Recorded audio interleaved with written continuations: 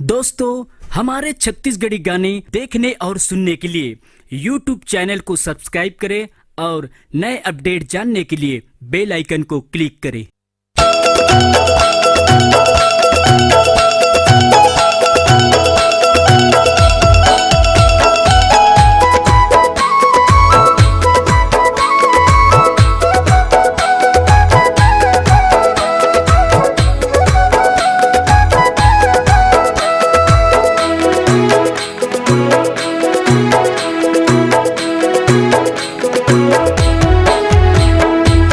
कमर में बांध लेने तरबूजा बैंड बाजा ये उमर चंपा रानी कुणदर माया बेतहा कर माना चाहूँ तो लगो। ये उमर चंपा रानी कुणदर माया बेतहा कर माना चाहूँ तो लगो।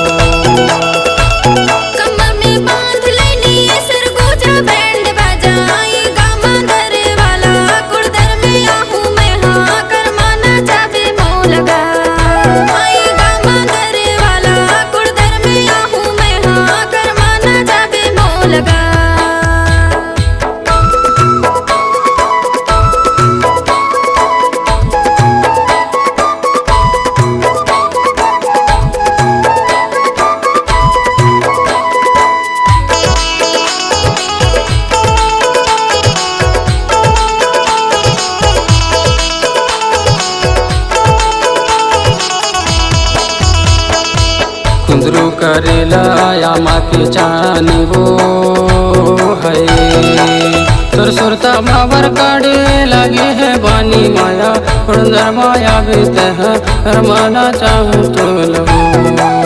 तुर सुरता मावर काढ़े लगे है बानी माया कुंदर माया बीत है रमाना चाहूँ तो लगो।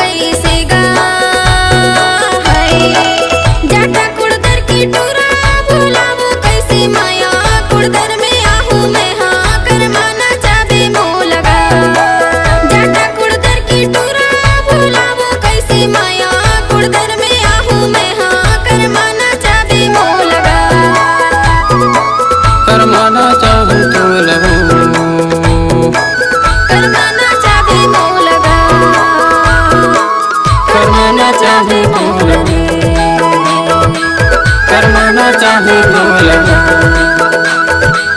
करमाना चाहे तो लगो, करमाना चाहे तो लगो।